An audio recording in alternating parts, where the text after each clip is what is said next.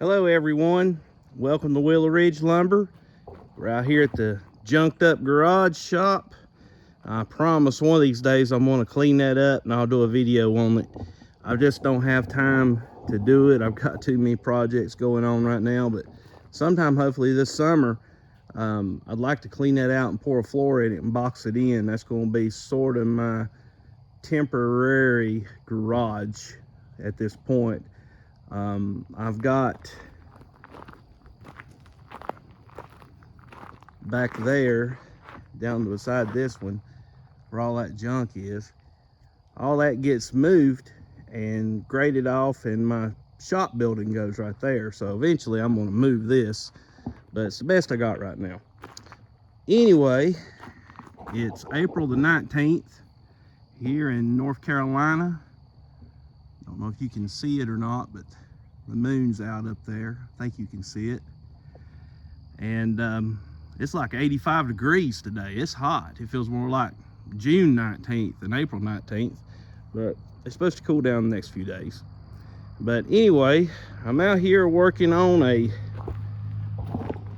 scrub Cadet. And if anybody watches Terrell Fixes All YouTube channel, I'll put a link in it in the comments.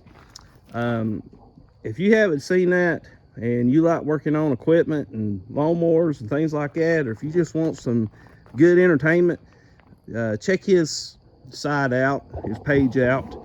I don't know him. He didn't tell me to say that. That's just me stumbling on it, and I watch it, and that's my entertainment, and I learn something too. And he works on lawnmowers and snow blowers and things like that, and he calls a Cub Cadet a scrub Cadet, and I think he's about right. Well, anyway, this scrub Cadet's got an issue. This belongs to my mom. Before we get started, I'm telling you about the issue. This thing's practically new. If you can see the hour meter there, it says 52 point, looking at it myself, 52.9 hours. My mom bought this lawnmower brand new last spring. And I'm gonna tell you what, this thing hadn't been nothing but trouble. The spring that goes on the tension pulley for the drive has broke twice. I fixed it once myself, and she just recently had the dealership that she bought it from to fix it, because really it's supposed to be under warranty. And same goes with what we're going to work on now. It should be under warranty, but the dealership that she bought it from, they charge her to come and get it. They charge her to pick it up. Personally, if a lawnmower's under warranty, they should bill that back to the manufacturer, if you ask me, but whatever. Plus, it takes them 2 or 3 weeks to get it back. And I understand it's spring and everybody's got lawnmower issues, and I'm not fussing at the dealer. I'm just kind of laying out all the issues here. But it's got an issue, and I'll show you what it is. Okay, the issue with this scrub Cadet is it's losing ignition. Down here is one of the spark plugs. I have it unhooked. Over here is the other spark plug. I have it unhooked. So if you go turn the switch on,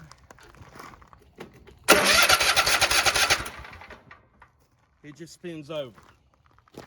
And that's what it should do. It doesn't have the spark plugs hooked up.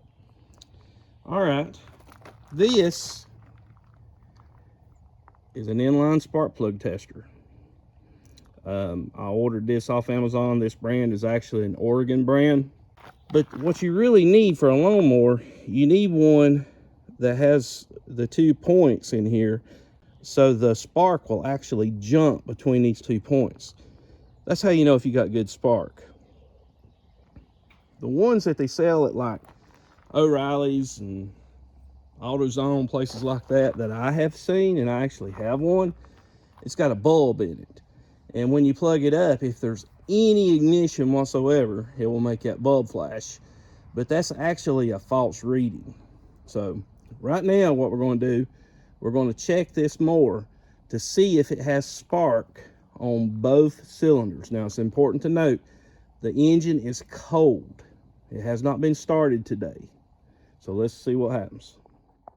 Okay, just to show everybody what I'm talking about, I went in the junked up shop and I found one of these spark testers that I was talking about, like you can buy at Napa, O'Reilly, AutoZone, Advanced Auto, places like that. Now, I've already done this test and I'm getting ready to show you. I'm only going to show you on one side because the sun is really bright on the other side and you can't see what I'm talking about. But I did both tests on both sides and both was the same results. So first of all, we're going to test the spark with this tester. I'm going to turn the switch and you will see the bulb in here light up.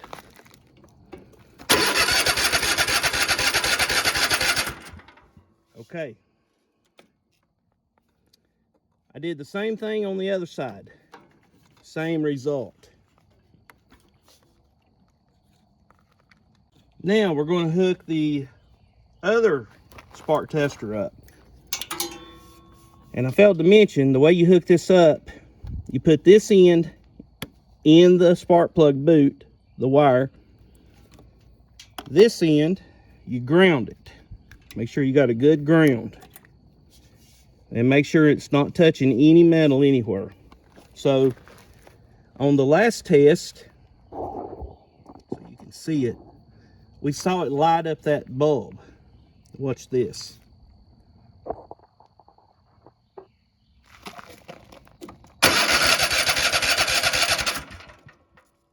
No spark. Now, if I take this tester off and plug the boots back on the spark plugs, the mower will start and it will run and runs fair. But then after about 5 minutes, all of a sudden it's just like it drops a cylinder and it starts missing, and when you turn it off it's trying to run backwards and sputtering and doing terrible stuff. If it had the correct amount of spark, this down here should be jumping that gap. So the issue with this mower is in the ignition system, and it's got to do something with the coil or coils. This engine actually has 2 coils on it, one for each spark plug. The thing that baffles me is how does both coils go bad at the same time, and also why does it still have enough spark to run? Coils need a negative wire hooked up. They've got to have a ground. And I do know that, as Terrell calls on Terrell Fixes All, he calls a mouse Fluffy. Fluffy loves to get in these engine compartments, these engine covers, and build nests. And they also love to chew on wires. So I'm getting ready to pull this cover off here, and we will see what we can find out underneath. All right, first thing we're going to do is pull this air filter off.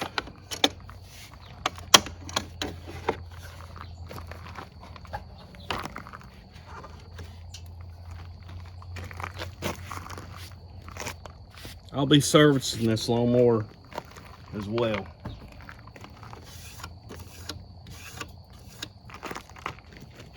Now, it looks like we got some 10mm bolts. These on the sides, you don't have to take them completely out, I don't think. But here on the fuel pump and right around the breather box, we'll have to take those out. Bolts right here around the top of the air filter is actually 8mm.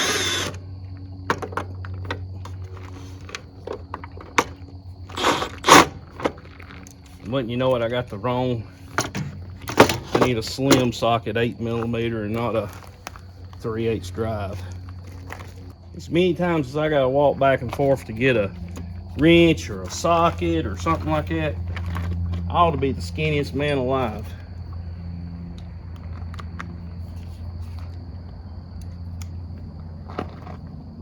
One other thing, anybody that don't know,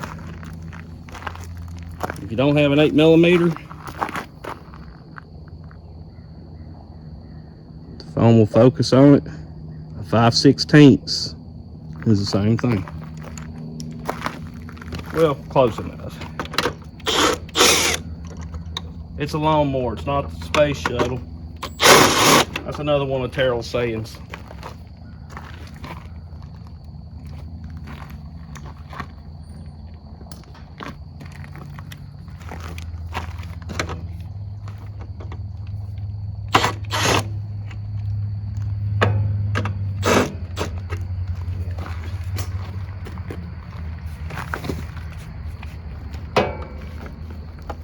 Let's go get a wrench.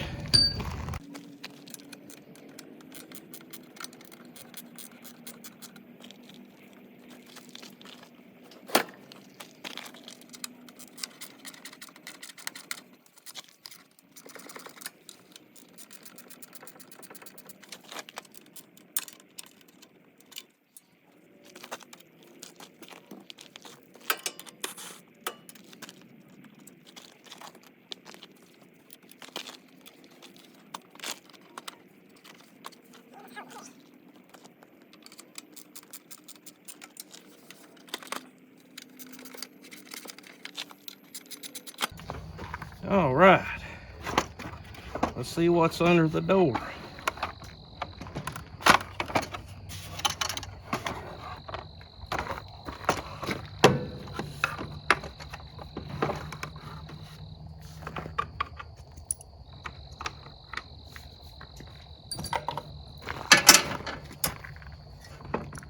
There's that gravity thing.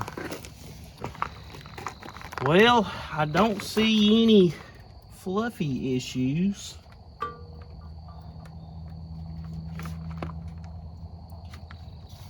Everything looks to be all right.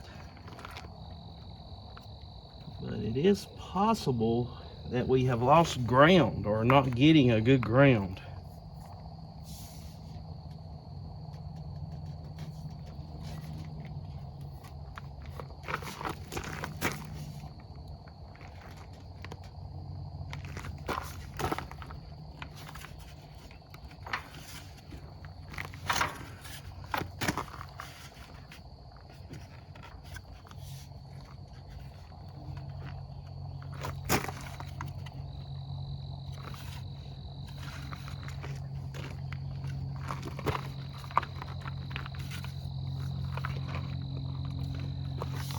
Now, these magnets right here, I believe those things can actually go bad because it is a replaceable part, but they seem strong to me. The only thing I see wrong with them is they got some rust on them.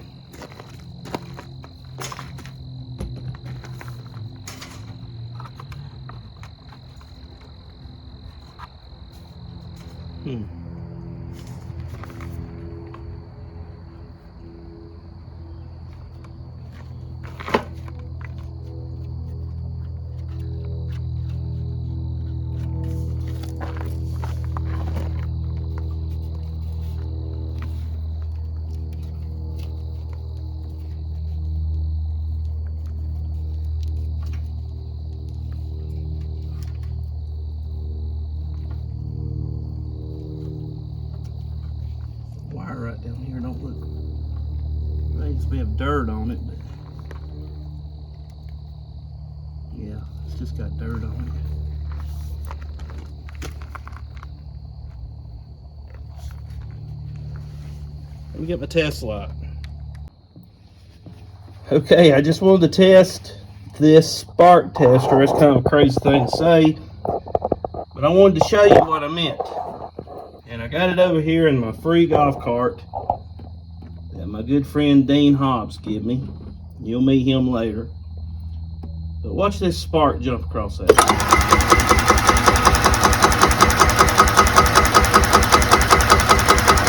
See that? That's a good spark. We are not getting that on that thing.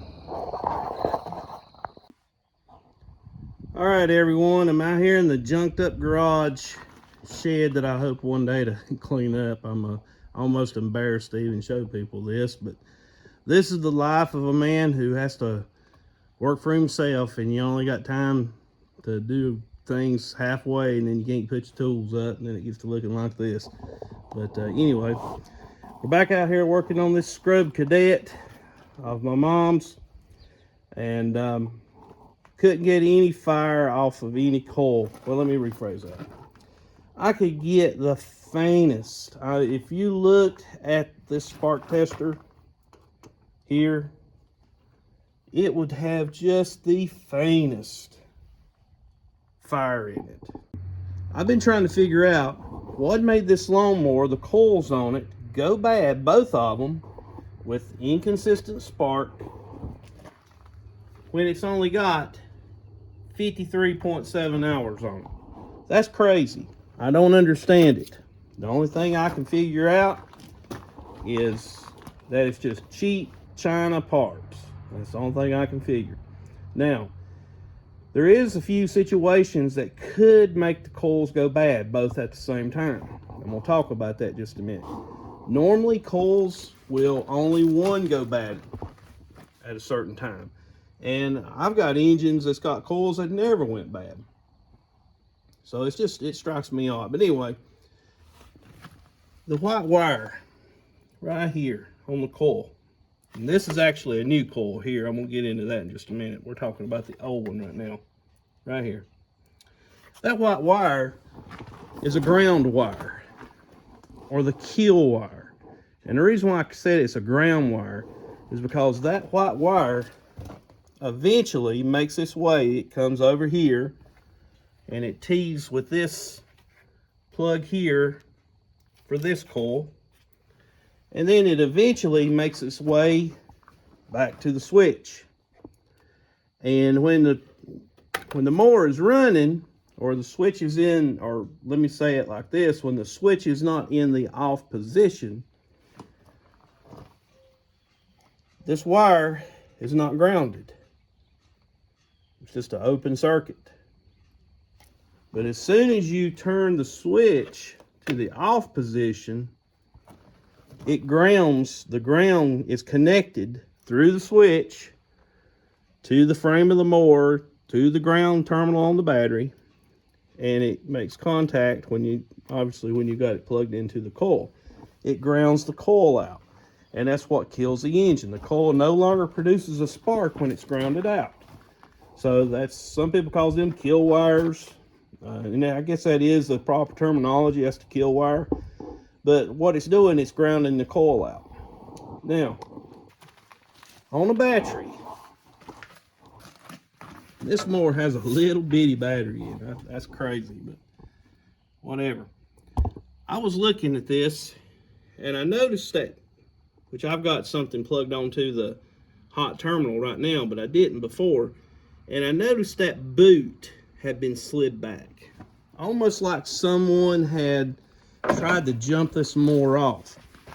And I asked my mom about it, and she said she hadn't done anything. And I think the reason why that boot is slid back is she has an electric garden sprayer. It's like a 15-gallon sprayer I bought for her, and she puts it in her her little trailer and hooks it up to this lawnmower and hooks the sprayer up to that battery, and she just pulls it around, sprays weeds in the yard and driveway, stuff like that. My mom is 74 years old and as tough as nails, and she wouldn't have it any other way. But anyway, if you hook a battery charger up to the battery in this lawnmower, and when I say battery charger, I'm talking about one of the old ones. These new ones won't spark. But if you take one of the old battery chargers, or if you try to jump this mower off, like with jumper cables, if you accidentally put the positive from the jumper cable or from the battery charger onto the negative side of the battery, you are putting 12 volts to this negative wire. And look where it's going. It's grounding out to the mower right here. It's also got a connection. You can't see it, but there's other connections that is connecting other things back to this negative side of the battery through the actual lawnmower. So the switch, for example, the switch is grounded to the lawnmower. At some point, it's grounded to the actual frame of the mower. And the frame of the mower becomes the conductor to make the ground right here. And then it goes back to the negative post on the battery. So if you put 12 volts on that negative post, it's going to send 12 volts through the frame of this mower. Now, what it's going to do is when you touch that negative, it's going to arc, and you're going to yank it off really quick. But it only takes a microsecond. You're shooting 12 volts through all this frame, everything, and it comes right back onto this kill wire. Remember, I told you, this is a ground. It's connected to the switch. The switch is connected at some point to the metal of the lawnmower. So 12 volts coming in on this ground wire will zap both coils at the same time. I don't think that's what happened in this case. I think in my case it's just cheap parts, and it could have been a bad batch of coils, because when they're building these lawnmowers, I'm sure they're just pulling them out of a bin as hard as they can go. And if there was something wrong with a whole lot of coils, and what I mean by lot is like a lot number, not a lot like many numbers, but if there was something wrong with them, that could be the problem. The other thing that could cause that issue, which again, I don't think it happened here, but I checked it, is if you got a bad switch. Now, what the switch does, when it's in the off position, it's grounding out the coils, right? Through that white, this bar right here is right in the way of filming. I'm sorry, guys. Through this white wire. So let's say that something happened inside that switch to where you've got the switch on, the lawnmower's running, everything's good. Something happens when you turn that switch off. It has 12 volts on the switch in the off position. That's going to do the same thing as hooking the battery up backwards. That's going to send 12 volts back through this coil wire, kill wire. And when it does, that will zap the coils. Another thing that could happen is you could get mice in here. And they love to chew on these insulation of these wires. So one could be chewing on the wire, and it could be laying over against something when you're running the lawnmower, and that could be grounding it out. The interesting thing about this one is it stops when it gets hot. And there's two things that usually means. Number one, there's something internal to a part that the temperature changes. Heat makes stuff expand. So coils are really bad for that. When they go bad, they're really, really bad for heat. Once they get hot, they quit. Okay, I wanted to stop the video here and speak a moment about the coil placement on these V-twin engines. Every V-twin I have ever looked at has got the coils mounted in the same spot as on this Kohler. It's on this Cub Cadet. And the coils are mounted right on top of the cylinder heads. Underneath the coil that I've got my finger on, you'll see these long fins, silver looking fins underneath the coil. That's actually the cooling fins for the cylinder head. And the heat of the cylinder head is right underneath that coil. And then the heat comes up through the coil, and it kind of gets trapped in the engine cover above the coil. Now the engine is turning, and the air off the engine is trying to keep all this cool. But those coils, they're in a really, really bad spot for heat, and they are a thing that is subject for heat damage. If these engine manufacturers would mount these coils off of the heads and on the side of the engine somewhere else, or where they don't have that heat coming up underneath of them, they'd last a whole lot longer. Another thing that heat does is it makes things move. Like I said, parts expand. So if you got a wire that's laying real close to maybe down here on the head somewhere, and it's just barely touching off the metal, and that metal right here gets hot, and it's going to move a little bit, and it can touch the wire and ground it out. So that's the three primary things that I could come up with that would make both coils go bad at the same time. I have checked the mower and checked it and checked it. I've checked the switch, I've checked the battery, I've checked to make sure I don't have 12 volts on either one of these kill wires, and everything checked out. So the only other option I had was to go ahead and order new coils for it, and that's what I did. And all I did is I went on Amazon, and I buy a lot of parts off Amazon. There's a lot of people who don't like it. They're cheap parts, but hey, I would guarantee you that right there, let's see what this says. I haven't even looked at it. Well, it doesn't say, but I would almost guarantee you this coil right here, good old 1287, was made by Uncle Chin.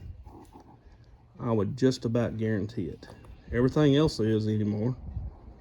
Yeah, it's probably assembled here in America, but this is made by the lowest bidder. I worked for big corporations for 23 years, and that was part of my job. I worked in a procurement function, and it don't matter about quality. The lowest bidder wins. And that's a bad feeling when you're on the space shuttle getting ready to go to outer space, knowing that it was built by thousands of contractors bidding the lowest bid. But anyway, getting back to this. I ordered 2 coils from Amazon. I have installed one. And now I'm going to show you what the spark should look like. Okay, before we go any further, I need to tell you about what this is. And most anybody that's working on lawnmowers already know, but just in case. This is called a filler gauge. And not fill like F-I-L-L-E-R. It's feel, F-E-E-L-E-R, feeler gauge. And what it does, every one of these blades, like this right here, is a different thickness. And this one, if you can see that, come on phone, is 10 thousandths or 0.254 millimeters. You got to have one of these if you go to working on coils on a lawnmower. And here's why. The distance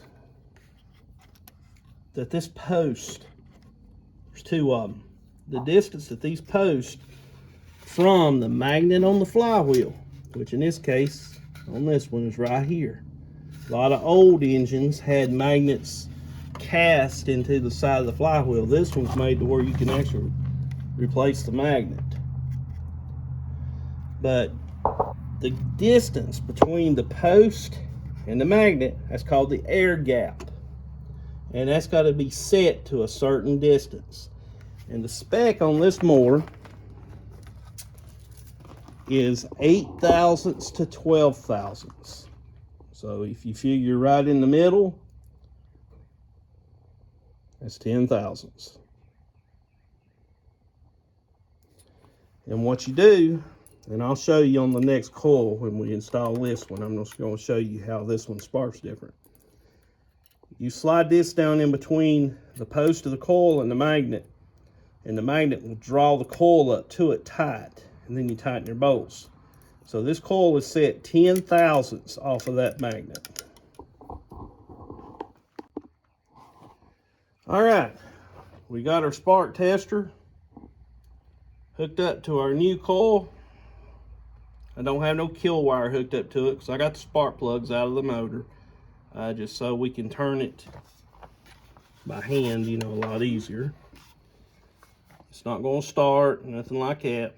All we're going to do is see how the spark looks different. So here we go.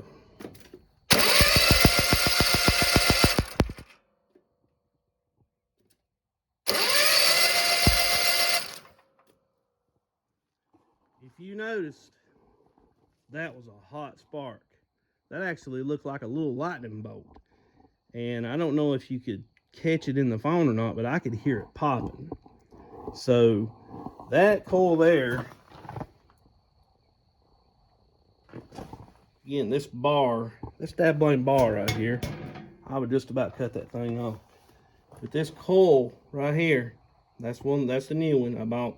It's working great. And I bought it from Amazon.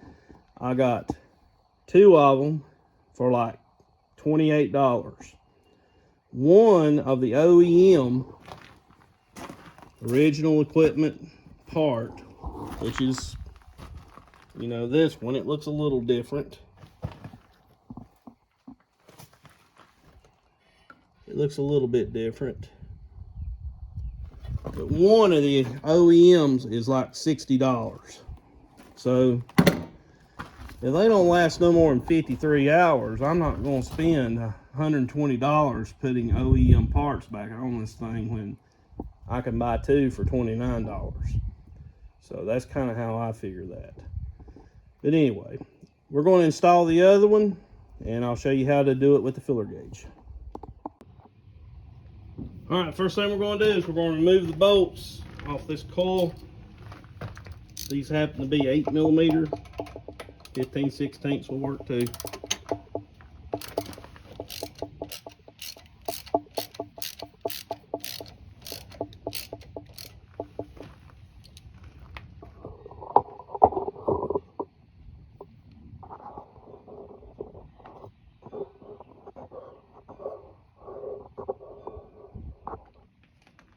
Sorry guys, backing the bolt out and the camera stand's touching the motor, it's making it shake. I don't want to get anybody sick. Motion sickness.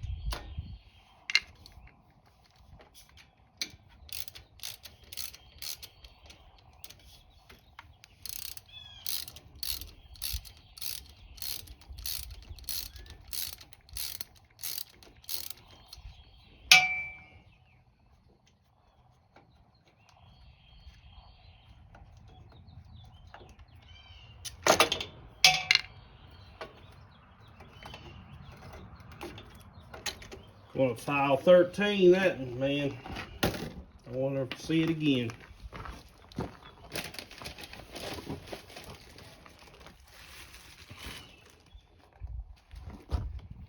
The ones that came on this lawnmower was made by Uncle Chin. The new ones I'm putting on is made by Aunt Yen.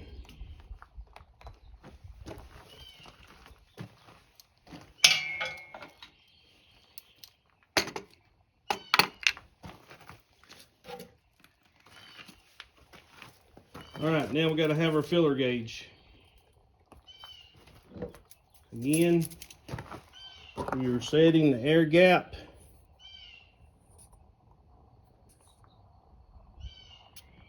Come on, phone. To 10 thousandths. And here's how you do it. First thing you need to do is rotate the magnet around to where the coil mounts.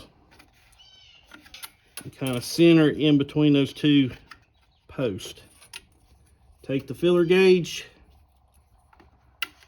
and you want to sort of bend it right on that magnet. Take the coil, make sure it's turned the right way. In this case, that plug goes up.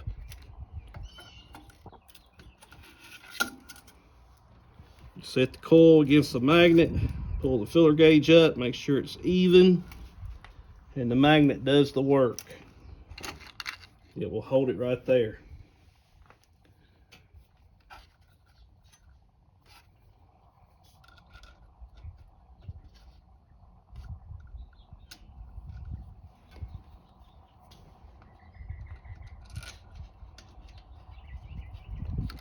And tighten them up. Now, one thing I will say about this, it's very tempting to get you an impact and start tightening these up. And I know this from experience. When you're dealing with these little bitty screws like this, especially in aluminum, and this is an aluminum block, don't use an impact. They will strip out like crazy. In fact, you gotta be careful with putting them in with a ratchet.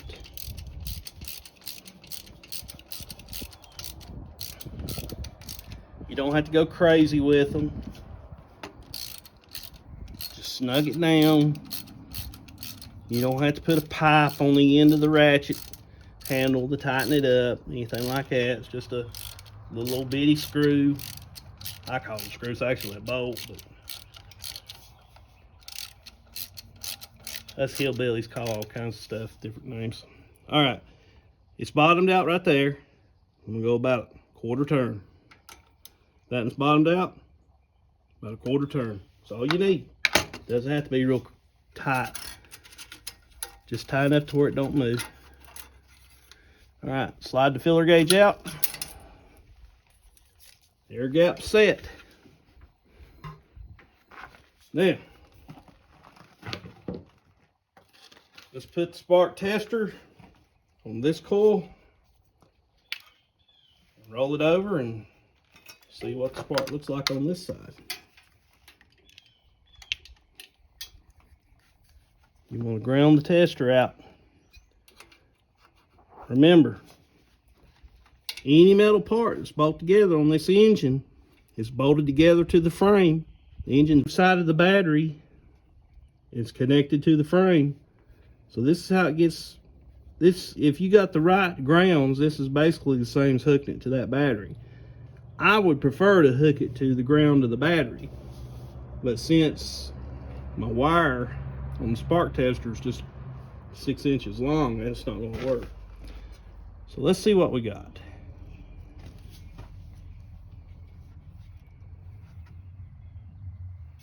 You don't want that tester touching anything metal, and it's not. All right, here we go.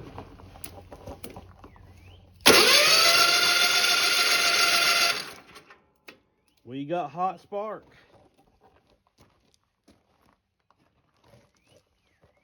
So that should fix this.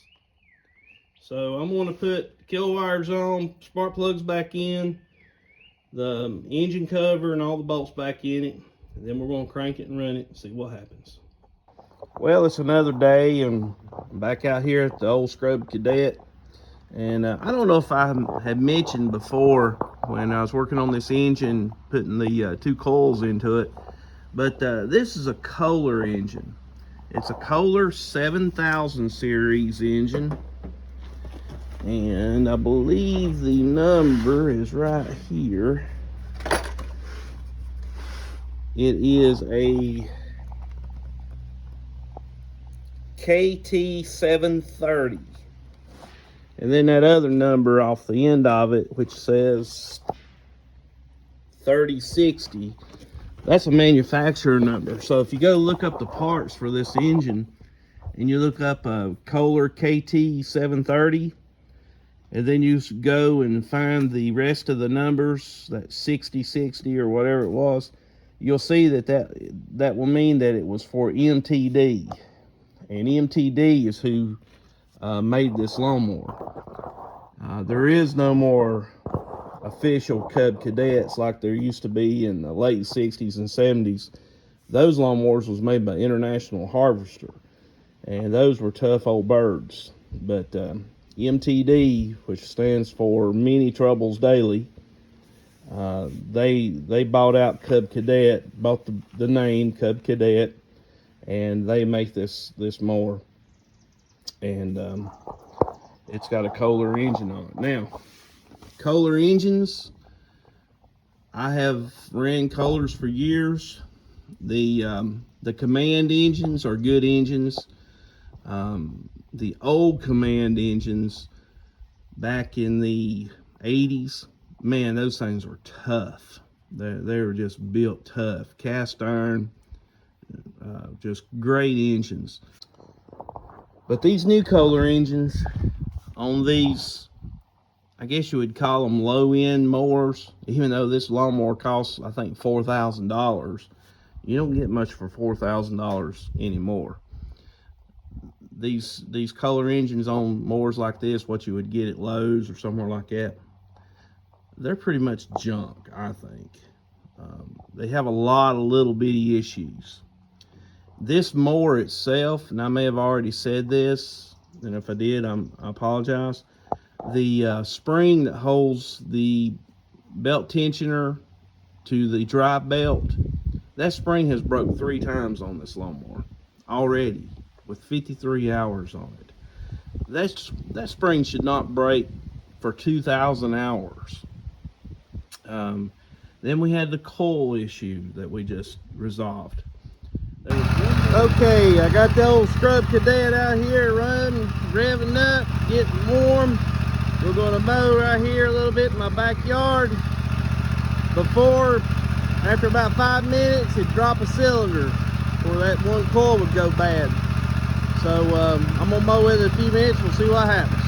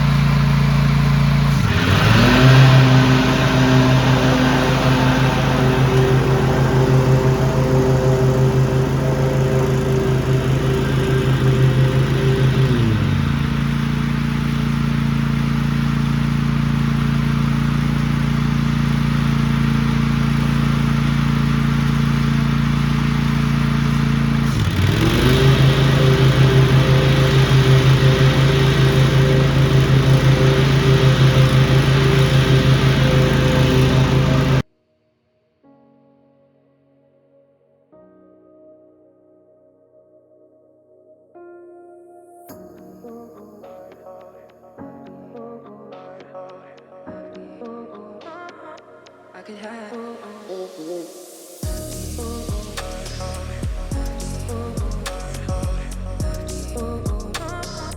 I could have.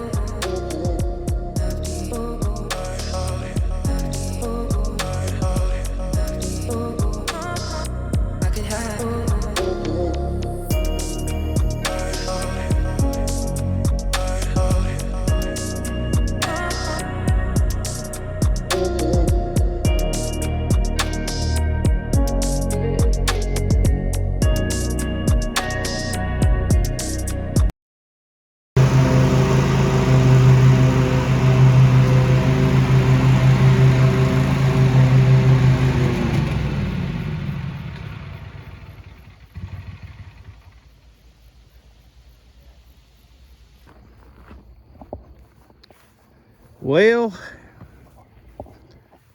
the old Scrub Cadet did pretty good right here. It mowed good. I don't like to mow my yard real short. I always want about 4 inches tall, and I just mowed, so you can't really tell. But as one of my cousins once said, it ain't got no gas in it. I'm out of gas. It run out of gas on me. It's kind of funny. My mama sends me over here for lawnmower to work on. She must have siphoned the gas out of it before she sent it, or before I brought it. But that's what's wrong with it. She's just out of push water. I'll put some in it and get her going, and I'm gonna take it up here and change the oil and sharpen the blades, and I figure there's enough YouTube videos out there showing that, so I won't show that. If you need help on how to do that, sharpening blades and changing oil, just shoot me a message in the comments, and I'll be glad to walk you through that process. But anyway, yeah, I mean, for what it is, it's not a bad lawnmower.